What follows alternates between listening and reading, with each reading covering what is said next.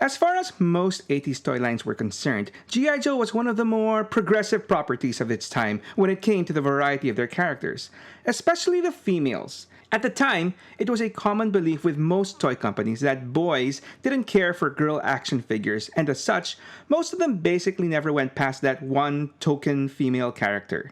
But G.I. Joe bucked that trend when they gave us a crossbow-wielding redhead, a supermodel turned tank driver, and finally a covert operations specialist who threw spears.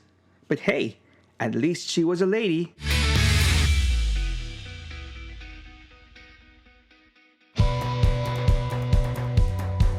When it comes to most 80s toy properties, one common occurrence in most lines is the presence of that one single token female character.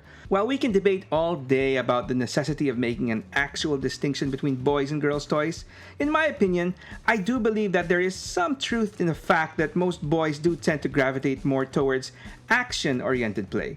But before we get too deep into that discussion, the point I'm trying to make is that whether accurate or not, many toy companies back in the day believed that female characters weren't action-oriented enough and that their figures were more likely to warm pegs on shelves rather than be bought and played by with little boys.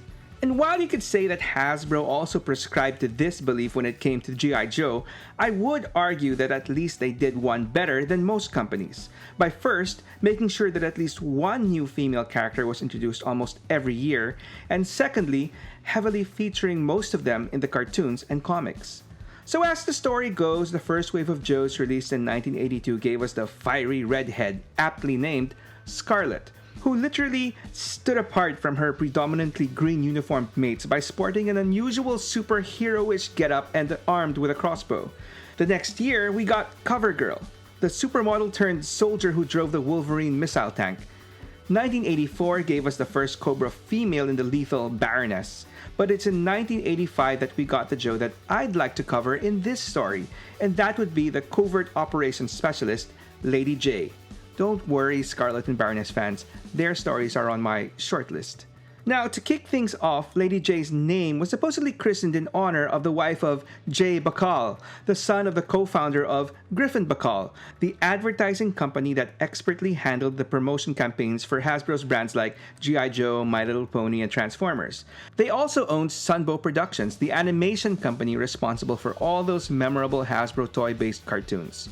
Other working names for Lady Jaye included stuff like Lady Shay, Shady Lady, and Sprite.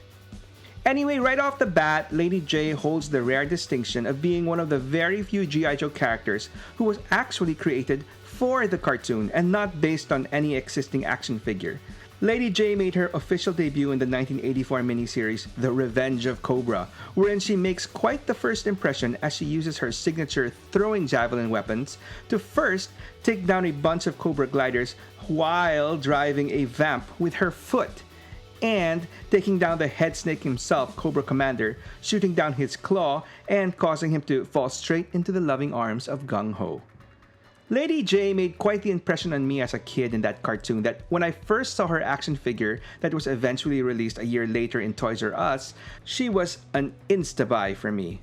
It really didn't matter if her figure looked slightly different from her portrayal in the cartoon or that she didn't come with her signature javelin weapons. To be fair, her weapon did look like a javelin with a handle. Contrary to what most toy companies believed, I, a boy, was just happy to have the action figure of what I consider to be the next major female character in the toy line. See, at the end of the day, boys like me didn't really care if a character was male or female. All that mattered to us was if the character looked cool or was kick-ass, both of which, in my head, Lady Jaye definitely was. Anyway, speaking of Lady Jaye's action figure, I think it's worth mentioning that it was also the first one in the toy line to feature a real-world Army patch on the left sleeve of her uniform, which was the patch of the U.S. Army Reserve's 91st Army Reserve Command, known today as the 91st Training Division. But if we're going to be completely honest, that patch was the last thing on my mind the first time I laid eyes on the Lady Jaye action figure, or more specifically, the toy card art. Hey, I was a little boy and seeing Lady Jaye's uniform zip down unusually lower than what I would assume would be acceptable in the military stirred up feelings in me that I would only come to better understand later on in life. I mean, let's be real, I'm pretty sure that her artwork on the card wasn't an accident, as I believe that there was a concerted effort to make Lady Jaye immediately stand out from her predecessors by adding a little more sexual energy to her character. I mean, yes, Scarlett did have that odd but attractive leotard look going on. CoverGirl being a supermodel that's good with machinery is obviously someone's specific fantasy. And let's not even get to the black leather-clad Baroness. But see, I believe that there is really truth to the saying that less is more. I mean, it's one thing to stand out in a form-fitting leotard or full-bodied leather suit, but there is that deeper allure to being dressed up in what on face value looks like plain green army duds, and yet allowing only a slight reveal of just that little bit of cleavage, leaving the rest to the imagination. And her face. While this may have escaped me as a kid, definitely got my attention as an adult.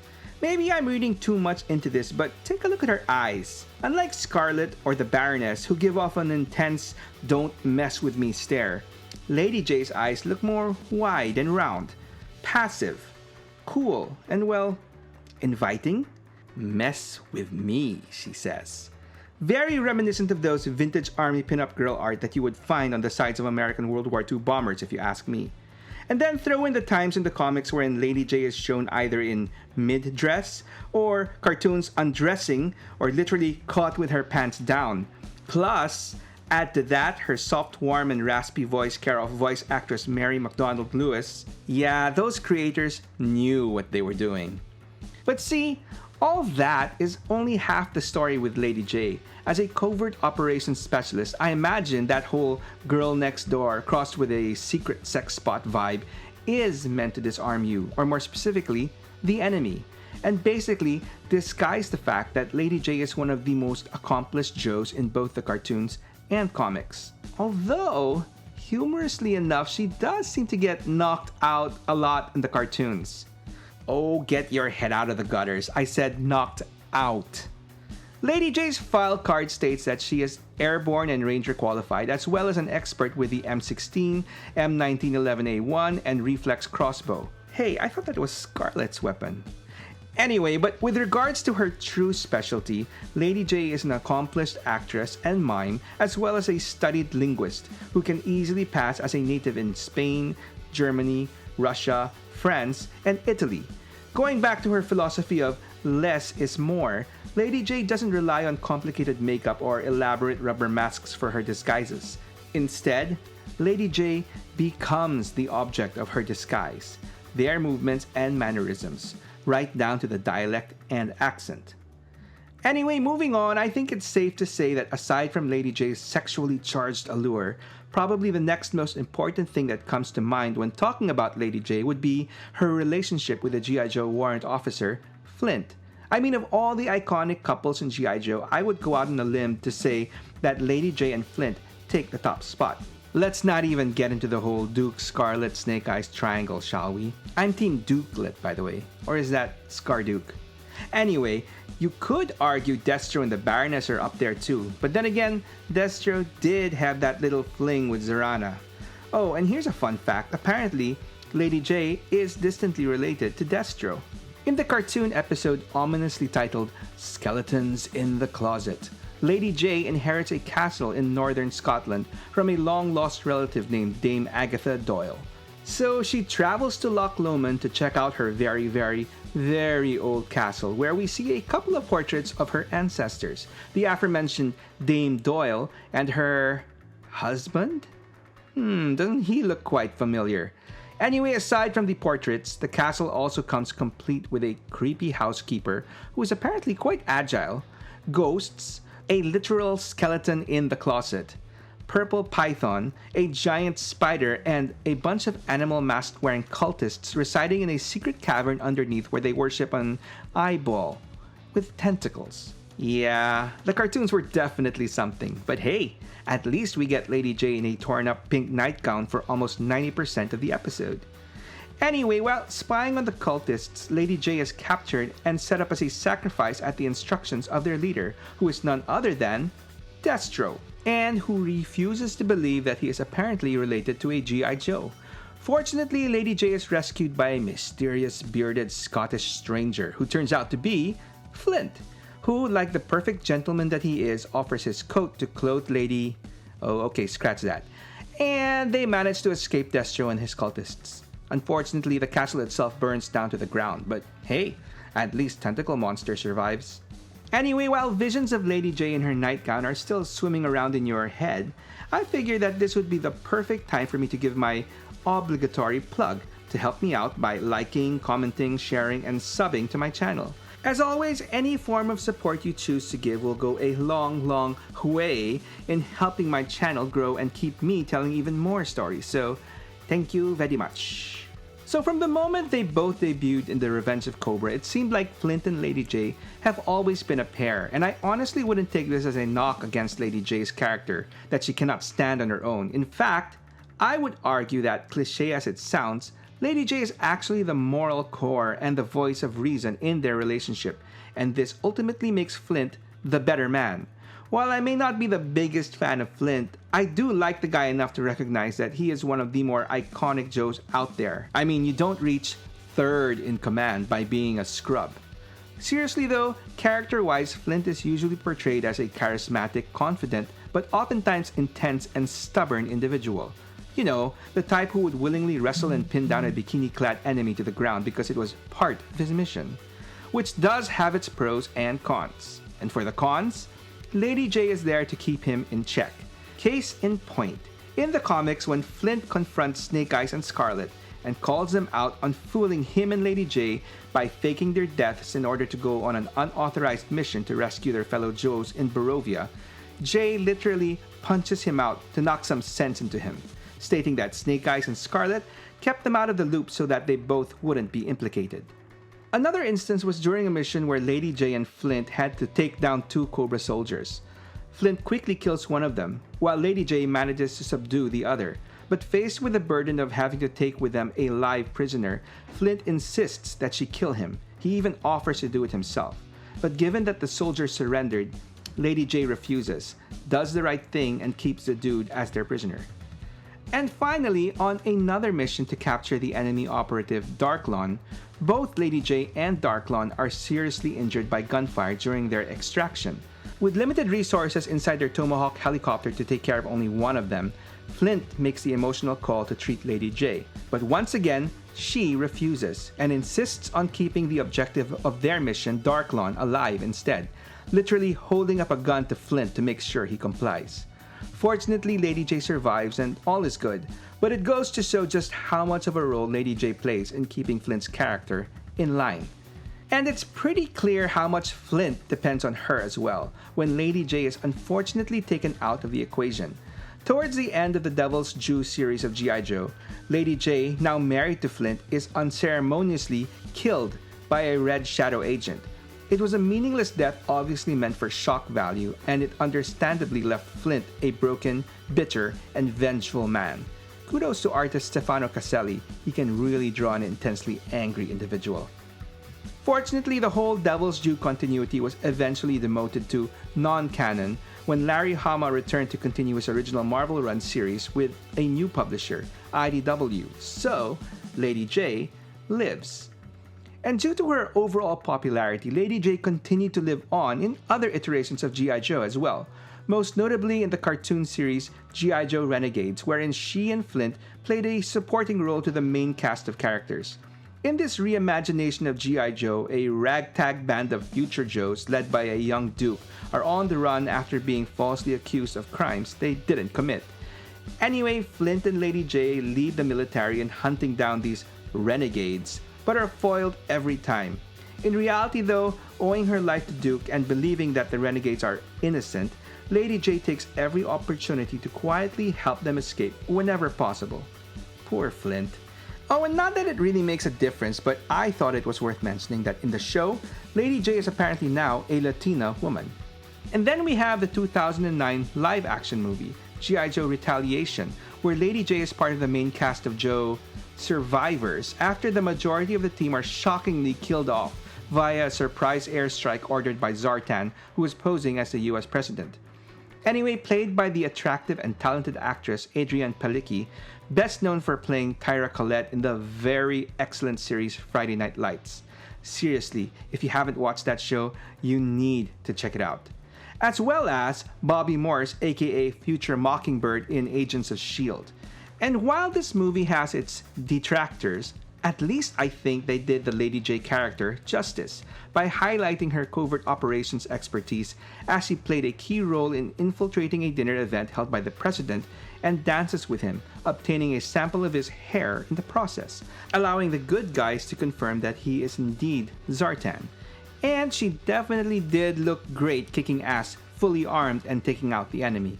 Unfortunately, Adrienne Palicki's beautiful looks could not be translated onto her action figure, which looked, well, not like her. Oh well, at least she came with a ton of gear. But anyway, now that we're onto the action figures, let's quickly cover the different plastic renditions of Lady Jaye that I got through the years, shall we? Surprisingly, for such an iconic and popular character, there isn't that much to talk about. After her first figure, which was released in 1985, that was pretty much it for her in the original Real American Hero run.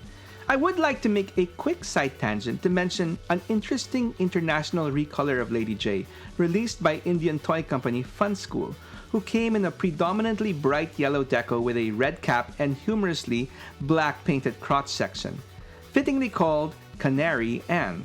If you ask me though, she reminds me more of another yellow uniformed redhead from the 80s.